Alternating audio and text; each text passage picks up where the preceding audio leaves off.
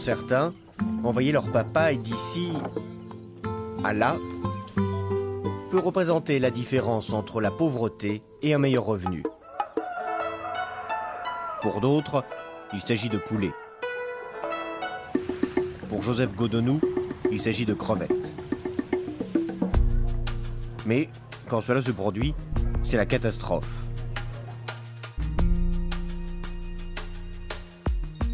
Un des moyens permettant aux pays en développement de faire sortir leurs agriculteurs de la pauvreté est l'exportation. Alors qu'en termes de commerce avec l'extérieur, ils deviennent plus performants, ils doivent faire face à des défis. L'un d'eux est la maladie, telle que la grippe aviaire. Des insectes nuisibles dans les fruits et légumes, les résidus de produits chimiques, les maladies animales peuvent détruire la production et compromettre l'approvisionnement en produits alimentaires d'un pays. Si un pays souhaite exporter, il faut s'attaquer au moindre soupçon de contamination. Les experts appellent cela des questions sanitaires et phytosanitaires. Sanitaires s'agissant de la santé des personnes et des animaux, et phytosanitaires pour ce qui est de la préservation des végétaux. L'ensemble de ces questions englobe aussi la sécurité sanitaire des produits alimentaires et correspond au sigle SPS.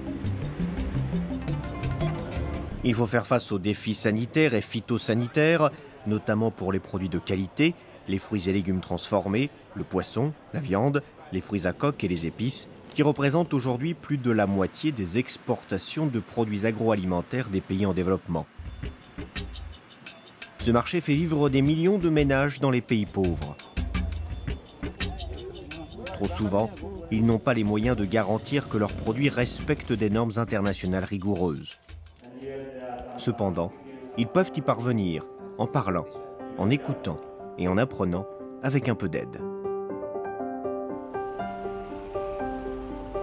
On peut voir comment au Belize, au Bénin, au Vietnam, en Thaïlande et à Genève.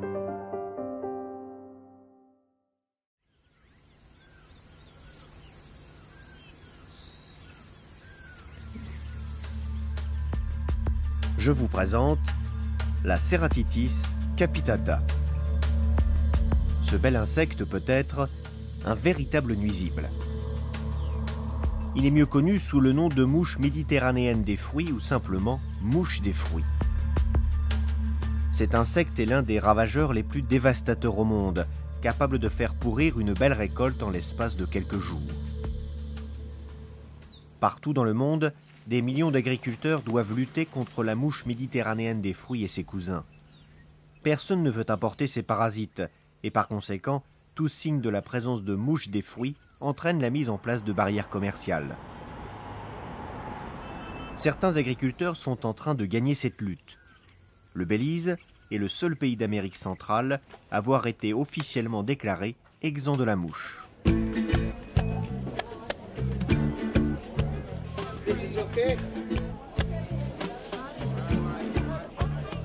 Cela signifie que les agriculteurs de toutes les régions du Belize peuvent cultiver et exporter des papayes, des piments et de nombreux autres produits vers des marchés importants comme celui des États-Unis. Car depuis 2001, ce pays a reconnu que le Belize était exempt de ce parasite.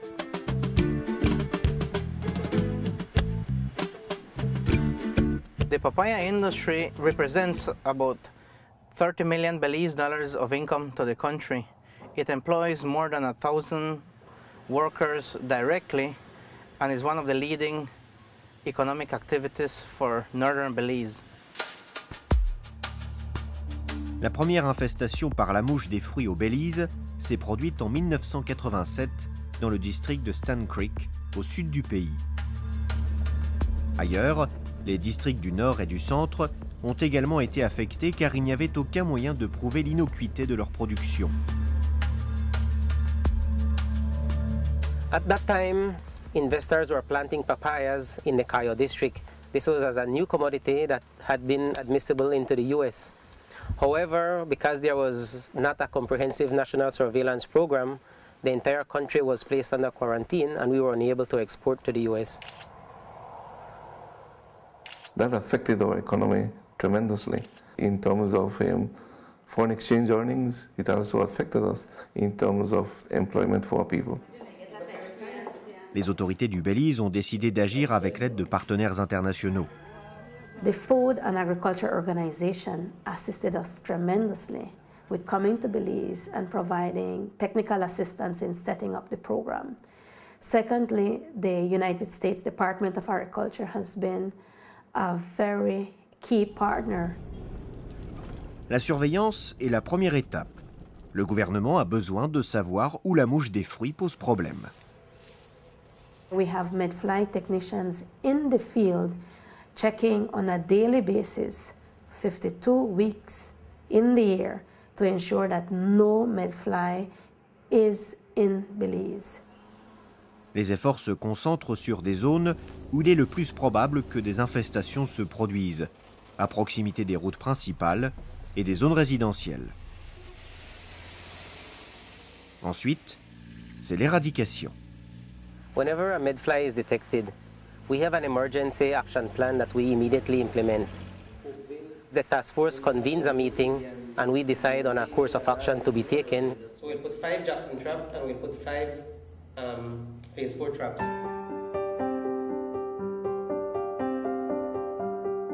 Ensuite, les pays qui importent du Belize ont besoin de savoir si les fruits sont sans danger. Un tampon est apposé sur chaque carton de papaye. With this program in place, it meant that any commodities that were outside of an infested area could still be exported into the US. Il ne s'agit pas d'un combat direct entre le technicien phytosanitaire et la mouche. Entre les deux, il y a des personnes qui jouent un rôle complexe dans ce combat.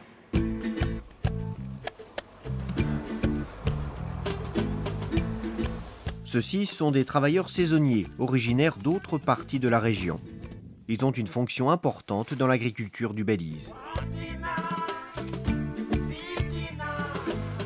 Porque en Guatemala está dura la vida y aquí nosotros venimos aquí siempre y cuando a trabajar aquí. Les voyageurs apportent souvent des fruits et légumes frais dans le pays de façon illégale. Des mouches, en nombre suffisant pour qu'il y ait risque d'infestation, peuvent se dissimuler dans ces fruits. La lutte contre la mouche des fruits est un défi permanent.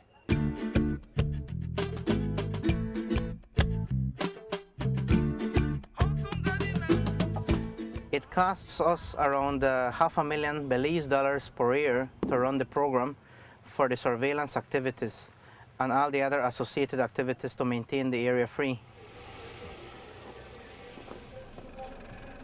They were planted here in Belize, or? We have estimated that for every dollar that we spend in the medfly program, $140 is generated indirectly or directly. Le secteur privé, qui prend en charge une partie du coût, a beaucoup investi parce qu'il est désormais convaincu que la production de papaye est une option assez sûre. Les exportations de papaye connaissent depuis 2001 une croissance exponentielle, leur valeur atteignant environ 15 millions de dollars chaque année. Pour beaucoup, cela est synonyme d'emploi. We employ about 1,000 people, both Fruta Bomba and Belize fruit packers. So in that aspect, we are one of the biggest companies here in the northern part of Belize.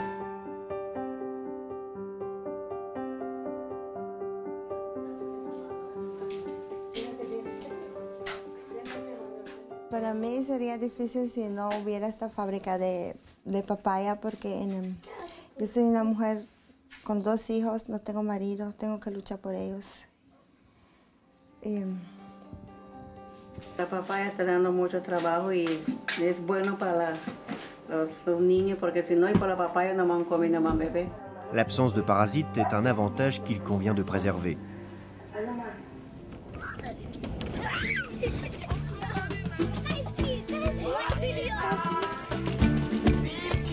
Whenever governments invest in sanitary and phytosanitary capabilities, it gives the country that opportunity to be able to have market access.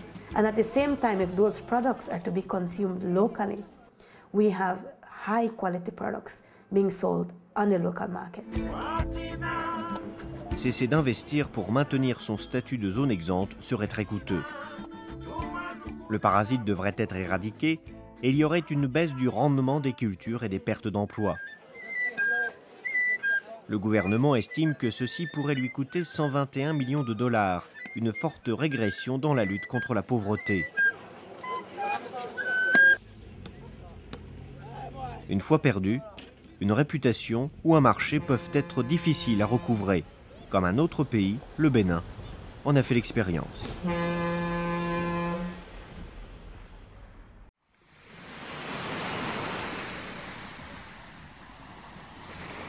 Ça a été un séisme.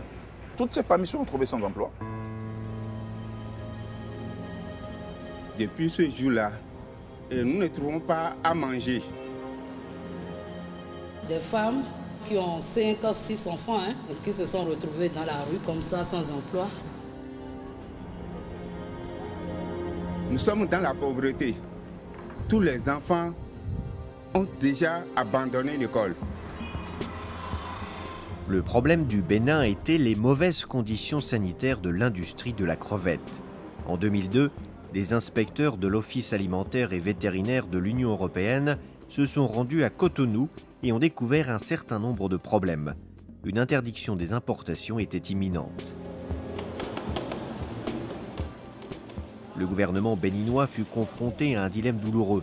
Ne rien faire signifiait une interdiction durable des importations de l'UE. La seule solution était de suspendre ses propres exportations.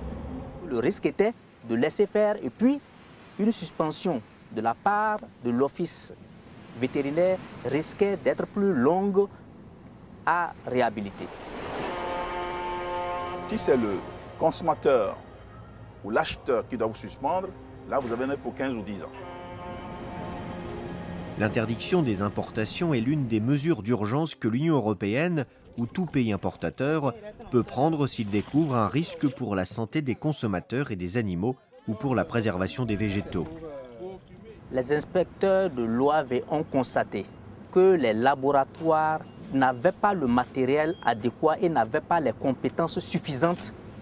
Également au niveau des unités de transformation, il y avait quelques insuffisances. Ils ont parlé de problèmes d'hygiène et que nos crevettes là ne sont pas en bon état pour qu'on puisse consommer. L'interdiction a duré moins de 2 ans, mais ses effets continuent à se faire sentir. Le Bénin a très peu de produits qui ont un marché naturel comme les crevettes.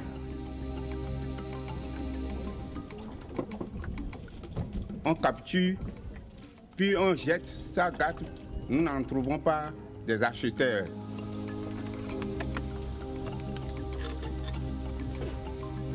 La faille trouvée au niveau de la crevette s'est répercutée sur tout l'agroalimentaire au niveau du Bénin. Selon le gouvernement, plus de 300 000 personnes travaillant dans ce secteur à forte densité de main-d'œuvre ont été affectées. Les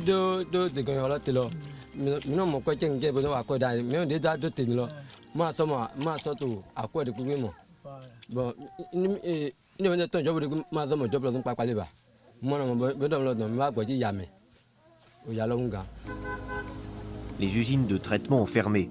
Les grossistes, les pêcheurs et ceux qui nettoyaient et emballaient les crevettes ont perdu leur emploi. J'ai dû fermer mon usine depuis l'autosuspension. J'ai envoyé tout le monde en chômage. Ils pleurent, tout le monde vient me voir. Quand est-ce que vous allez reprendre? Quand est-ce qu'on va travailler? Et on n'arrive pas. Les secteurs publics et privés ont travaillé de concert pour régler les problèmes. Le gouvernement a investi dans des systèmes d'inspection, dans des laboratoires et dans la formation. L'entreprise peut tout à fait faire passer ça par... L'administration a pris plusieurs initiatives. La première est la construction d'un laboratoire de référence pour permettre la réalisation des analyses de tous les produits agroalimentaires. Ce sera le premier laboratoire de la région à être accrédité aux normes internationales.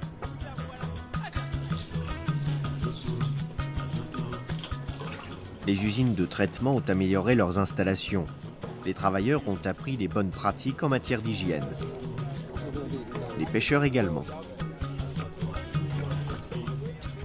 Aujourd'hui, nous avons beaucoup changé des habitudes. Aujourd'hui, nous capturons dans des plastiques.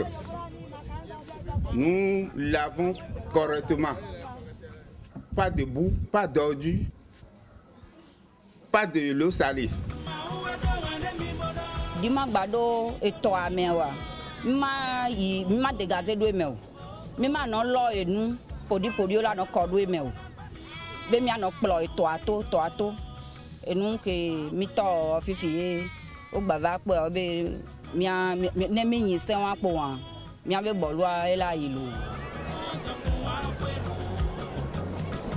La tâche était énorme et la nécessitait un engagement politique fort, le soutien du secteur privé et l'aide internationale.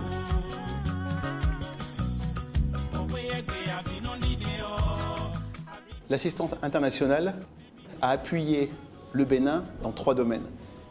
Les autorités compétentes, les inspecteurs sanitaires, les laboratoires qui certifient la qualité et enfin tous les acteurs économiques de la filière, des petits producteurs jusqu'aux entreprises, aux industries. On va retrouver celui des langoustes avec la même chose. Le Bénin a beaucoup fait lors des années qui ont suivi et l'interdiction a été levée le 1er février 2005.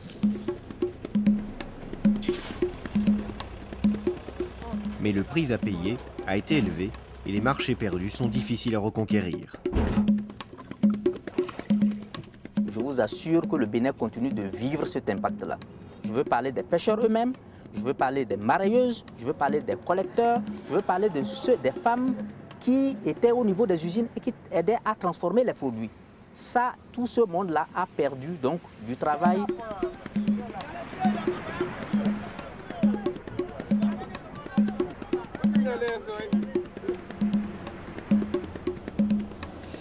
Le Bénin exporte environ 400 à 500 tonnes de crevettes annuellement. Et depuis qu'il y a l'autosuspension, le Bénin n'exporte plus de crevettes.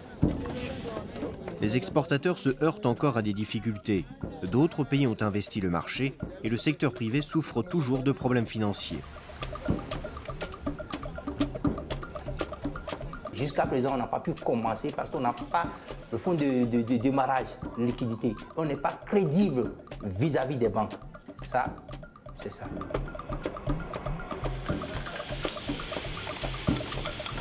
Reconquérir le marché européen ou trouver d'autres débouchés offre à des milliers de familles béninoises une véritable chance d'améliorer leur vie. Nous produisons beaucoup, mais nous ne pouvons pas tout consommer. Si on a le marché international, on peut bien vendre nos produits, avoir de l'argent pour régler nos problèmes.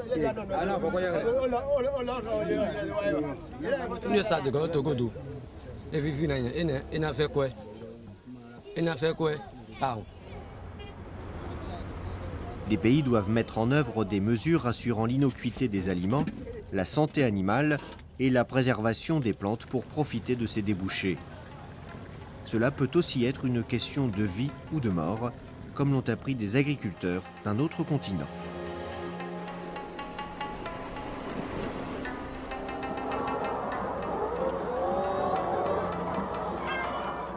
La mouche des fruits endommage les récoltes. Les mauvaises conditions sanitaires ont freiné les exportations de crevettes du Bénin et ont été catastrophiques pour la population. Ces problèmes-là sont certes graves, mais il en est de bien pire. La grippe aviaire, ou plus officiellement l'influenza aviaire, a engendré des décès, des souffrances, des pertes de revenus et du chômage. L'épidémie actuelle a commencé en 2003. Ce fut un désastre humain et une catastrophe économique.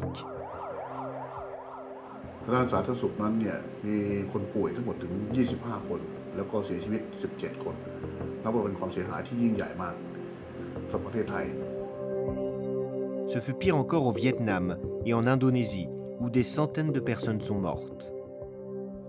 Courant 2005, on comptait plus de 300 millions d'oiseaux et de volailles morts ou abattus dans l'Asie du Sud-Est. La Banque mondiale a calculé que le secteur avicole de la région avait perdu plus de 10 milliards de dollars américains. Le Vietnam a été l'un des pays les plus affectés. Des millions de ménages, parmi les plus pauvres, vivaient de la volaille. Des familles, comme celle de Hang Van Long, étaient tributaires de la vente de canards et d'œufs pour subvenir à leurs besoins et couvrir leurs frais scolaires et de santé.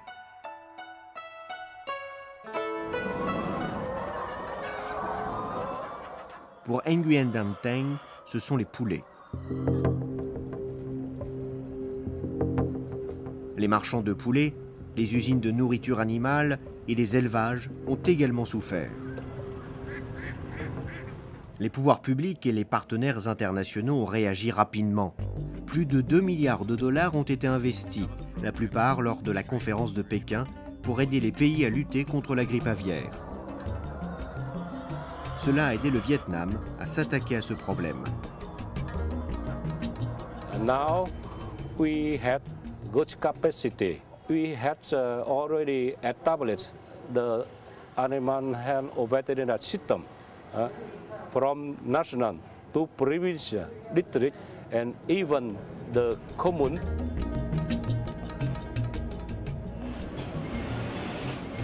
Cette femme n'est pas une technicienne de laboratoire. Elle est ouvrière dans un autre pays en développement, la Thaïlande.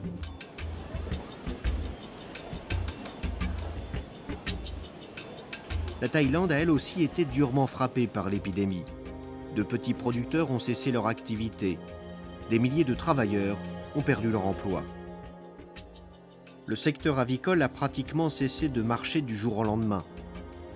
ธุรกิจการส่งออกไก่เนื้อของประเทศไทยซึ่งเคยส่งเป็นไก่สดทั้งหมดนั้นได้หายไปทั้งหมดนะครับแล้วก็คงเหลือเฉพาะเพียงไก่สุกในจำนวนเพียงแค่ไม่ถึง 20% ในช่วงที่เกิดหวัดนกในครั้งแรก It's a huge impact. It's almost damage and destroy all the industry. In totally, I would say that it costs about $2 billion that damage our industry by the influenza. Dans le monde, le nombre d'interdictions de commerce est monté en flèche. And we took immediate measures to ensure that there was no risk to European consumers. For example, we banned imports of fresh poultry meat and live poultry because there is scientific evidence of risk in those cases. But conversely, for cooked poultry meat products, we allowed trade to continue. Qui décide de ce qui est sans danger? Ce sont les pouvoirs publics. Mais ils doivent s'appuyer sur la science ou sur des normes internationales. Par exemple, même lors d'une épidémie majeure, seuls certains produits sont infectieux. Et ce sont les seuls qu'il faudrait interdire.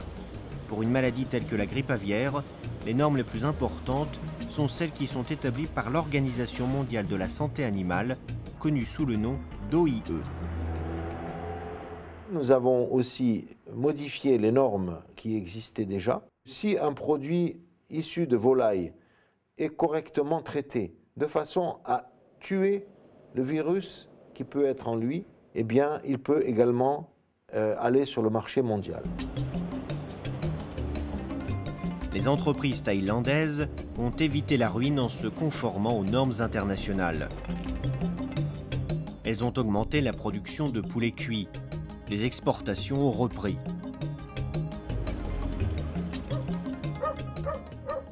De nombreux pays en développement n'ont pas les compétences ni les ressources nécessaires pour se conformer aux normes. Les pouvoirs publics ne renonceront jamais à leur droit de protéger la santé de leur population et de leur bétail, et de préserver leur culture.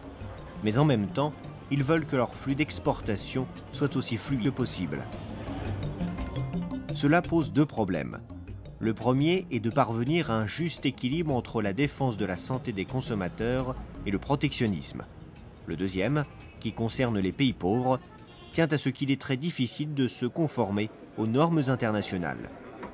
Une partie de la réponse se trouve à Genève. Dans l'accord sur les mesures sanitaires phytosanitaires de l'Organisation mondiale du commerce, les pays ont décidé de trouver un équilibre entre les droits, ou on pourrait dire l'obligation du gouvernement d'assurer la protection de la santé humaine et animale et des plantes, avec l'intérêt d'éviter des restrictions qui ne sont pas nécessaires au commerce international. Et c'est ici que les pays discutent de ces sujets. Le comité de l'OMC en charge des mesures sanitaires et phytosanitaires. Mexico? Les pays en développement recourent de plus en plus souvent à ce comité. Of course, when we participate in the SPS committee, we find opportunities to get in contact with our trading partners to discuss our problems. Chile tiene una muy buena condición sanitaria, pero debe demostrarla.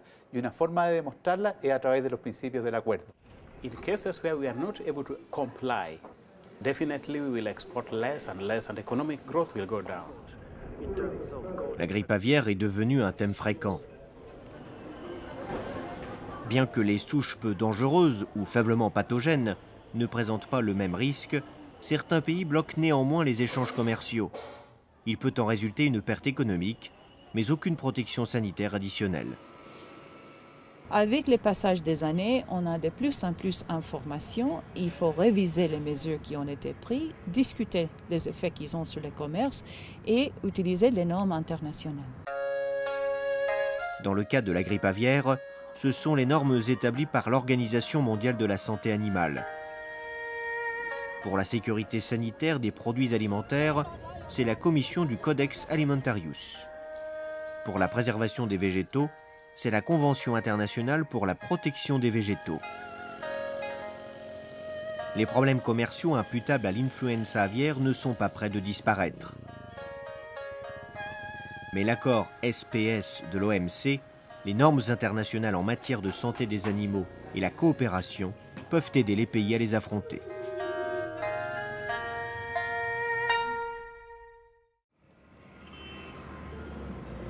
Le Bénin, le Belize, la Thaïlande et le Vietnam ne sont pas des cas isolés.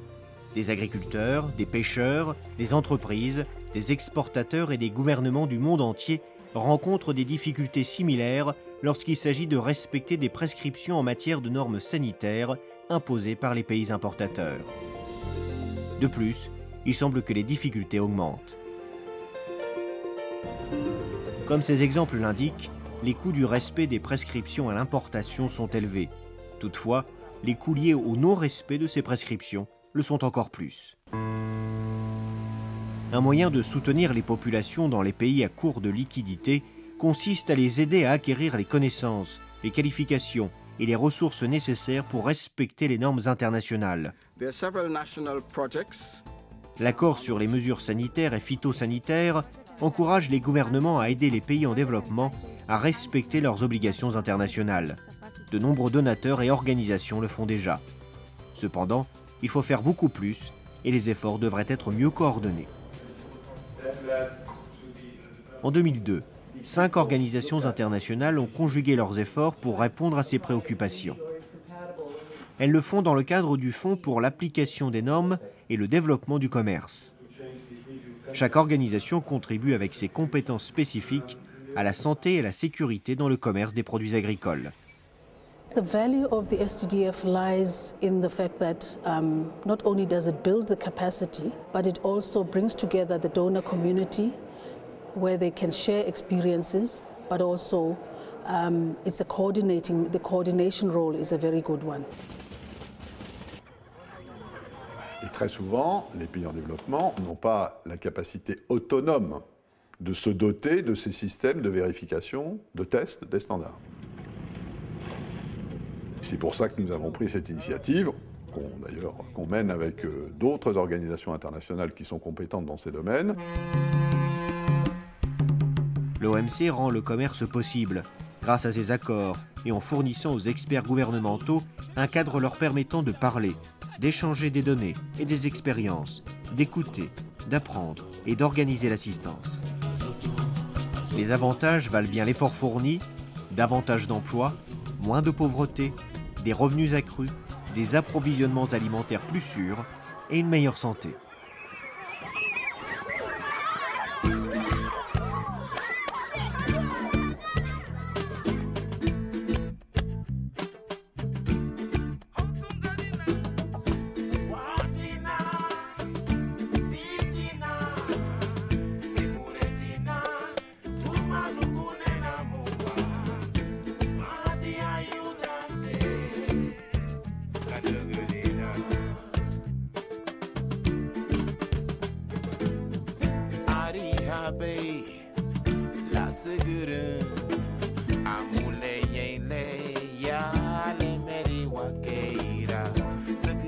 a good